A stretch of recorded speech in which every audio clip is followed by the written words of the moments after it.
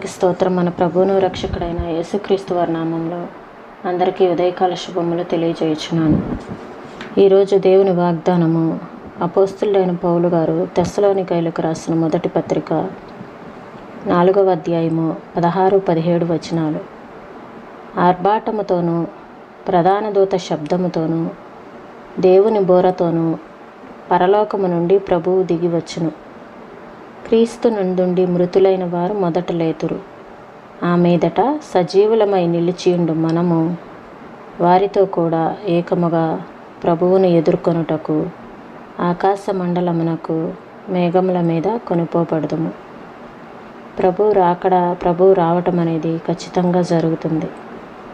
అయితే ప్రభు వచ్చే సమయానికి మృతులైన వారు మొదట లేతురు అని మనం ఇక్కడ క్రీస్తునందుండి మృతులైన వారు మొదట లేతురు అని మనం ఇక్కడ చదువుకుంటున్నాం. మన ప్రియులైన వారిని మనం కోల్పోయి ఉంటే మనము బాధపడాల్సిన అవసరం లేదు. ఎందుకంటే మృతులైన వారు మొదట లేతురు. ప్రభు వచ్చినప్పుడు మన వాళ్ళు ముందుగా లేపబడతారు, దేవునితో కూడా ఉంటారు.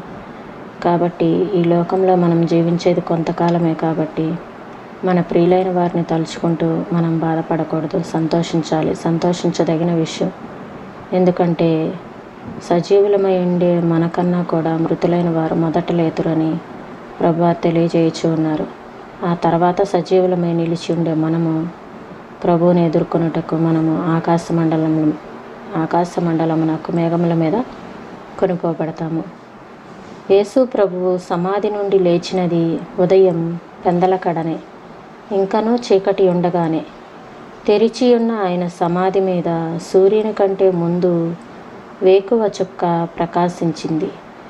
నీడలు కరిగిపోలేదింకా. యెరూషలేము నగరవాసులు ఇంకా నిద్ర లేవలేదు. అది ఇంకా రాత్రే, నిద్రపోయే చీకటి సమయమే. ఆయన లేవటం యెరూషలేము వాళ్ళ నిద్రని చెడగొట్టలేదు. క్రీస్తు శరీరం అంటే క్రీస్తు సంఘం లేచి ఆరోహణమయ్యేది కూడా ఇలా పెందలకడ ఇంకా చీకటి ఉండగానే, వేగుచుక్క వెలుగుతూ ఉన్నప్పుడే. ఆయన మృత్యువు నుండి మేల్కొన్నట్టే ఆయన పరిశుద్ధులు కూడా లోకమంతా నిద్రలోనూ మరణ నిద్రలోనూ ఉన్నప్పుడే మేలుకొంటారు. మేలుకోవటంలో ఎవరికీ ఇబ్బంది కలిగించరు, ఎవరికీ నిద్రాభంగం కలిగించరు. వాళ్ళని పిలిచే స్వరం ఇతరులకు వినిపించదు. తల్లి ఒడిలో నిద్రపోయే పసిపాపలాగా యేసు ప్రభువు వాళ్ళని నిశ్శబ్దమైన సమాధులలో మెల్లగా నిద్రపుచ్చినట్టే అంత మృదువుగాను మెల్లగాను ఆ గడియ వచ్చినప్పుడు వాళ్ళని నిద్రలేపుతాడు. మంటిలో పడియున్న వారలారా మేల్కొని ఉత్సహించుడి. యెషయా గ్రంథం 26వ అధ్యాయము 19వ వచనము. ఈ మాటలు వాళ్ళకి వినిపించి ప్రాణం పోస్తాయి. వాళ్ళ సమాధుల్లోకి మహిమ కిరణాలు చొచ్చుకుపోతాయి. ప్రాతకాలపు తొలి కిరణాలు వాళ్ళని పలకరిస్తాయి. తూర్పు దిక్కు సన్నని వెలుతురు ముసుగు సవరించుకుంటూ ఉంటుంది. దాని సున్నితమైన పరిమళం జోలపాడే స్తబ్దత, దాని నైర్మల్యం మధురమైన ఏకాంతం. ఆ పవిత్రత, ఆశాదీపాలన్నీ వాళ్ళవే. ఈ విషయాలకి వాళ్ళు గడిపిన చీకటి రాత్రికి ఎంత తేడా ఉందో చూడండి. వీటికి వాళ్ళింతవరకు నిద్రించిన సమాధికి ఉన్న తేడా గమనించండి. తమని బంధించి ఉంచిన నేలని విదిలించుకొని మృత్యు పాశాలను తెంచుకొని తమ మహిమ శరీరాలతో ఆకాశంలో తమ ప్రభువును కలుసుకోవటానికి తేలికగా ఆరోహణమవుతూ ఎవరూ నడవని ఆ దారుల వెంట ఆనాడు యూదుల రాజు దగ్గరికి నడిపించిన బెత్లెహేము నక్షత్రం లాంటి వేగుచుక్క కిరణాల జలతారు దారాల మీదుగా ఎక్కిపోతారు. రాత్రంతా విలాపం ఉండవచ్చు, కానీ ఉదయంతోనే ఉల్లాసం వస్తుంది. సైన్యాలు పరలోకం నుండి దిగివస్తూ హోసన్నా అని పాడుతుంటే, పరిశుద్ధులు దూతలు కైవారం పలుకుతుంటే, శృంగార మహిమాతిశయాలతో యేసు తన వారిని చేర్చుకుంటాడు. ఇలాగే అవుతుంది. యేసు ప్రభు త్వరగా వచ్చేయి.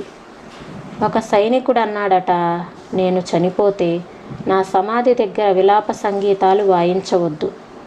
తెల్లవారుజామునే మేలుకొమ్మని హెచ్చరించే బోరలు ఊదండి. ఈ మాటలను ప్రభువు మన వెనుకల్లో దీవించునుగాక. ప్రార్థన చేసుకుందామండి. స్తోత్రం తండ్రి, పరిశుద్ధుడా, ప్రేమ కలిగిన దేవా, మీకు వందనాలు చెల్లిస్తున్నాం ప్రభువా.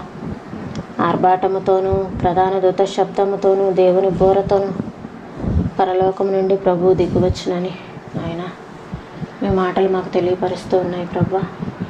అయ్యా నా తండ్రి, ఈ లోకంలో నా తండ్రి అన్యాయం గెలవచ్చు, అక్రమం గెలవచ్చు, నాయన అవినీతి గెలవచ్చు, కానీ నా తండ్రి దేవా మీరు రావటం అయితే తథ్యం ప్రభా.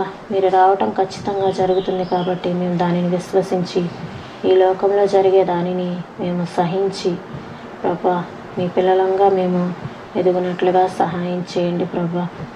అయ్యా దేవా నీకు వందనాలు చెల్లిస్తున్నాం. మా ప్రియులైన వారిని మేము కోల్పోయి ఉన్నాము, అయినప్పటికీ వారిని మేము ఒక దినాన కలుసుకుంటాము.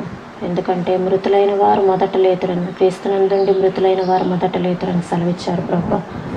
అవును తండ్రి నాయనా ప్రభా, మా వారి కోసం మేము బాధపడకుండా దేవా వారిని ఒక దినాన మేము కలుసుకుంటామని ధైర్యంతో ముందుకు సాగిపోయే కృపను అనుగ్రహించండి ప్రభా. సహాయం చేయమని అడుగుచున్నాను తండ్రి. అయితే నా తండ్రి మరణ నిద్రలోనూ పాపపు నిద్రలోనూ ఉన్న వారిని మీరు జ్ఞాపకం చేసుకోనండి ప్రభా. అట్టి వారికి విడుదల కలగ చేయమని అడుగుచున్నాను ప్రభా. అయ్యా నా తండ్రి తెలిసి నా తండ్రి నాయన ప్రభా అనేకులు అయ్యా ఈ పాపపు నిద్రలో పడిపోతున్నారు నాయన. అట్టి వారిని విడిపించండి, వారి సంఖ్యలు తెంచివేయమని వేడుకొంచున్నాను. వారి బంధకాల నుంచి విడుదల దయచేయండి. గొప్ప దేవా సహాయం చేయండి నాయన. అనేకులు నాయన ప్రభా మీ వద్దకు వచ్చినట్లుగా సహాయం చేయండి తండ్రి. మీరే కృప చూపించమని అడుగుచున్నాం ప్రభా. ఈ ఉదయకాల సమయంలో ప్రతి ఒక్కరిని మీరు జ్ఞాపకం చేసుకోనండి నాయన. సహాయం చేయండి, నడిపించండి. నూతన ధైర్యంతో నూతన బలంతో ముందుకు సాగిపోయే కృపను అనుగ్రహించమని యేసయ్య పరిశుద్ధమైన నామంలో అడిగి వేడుకొంచున్నాం తండ్రి.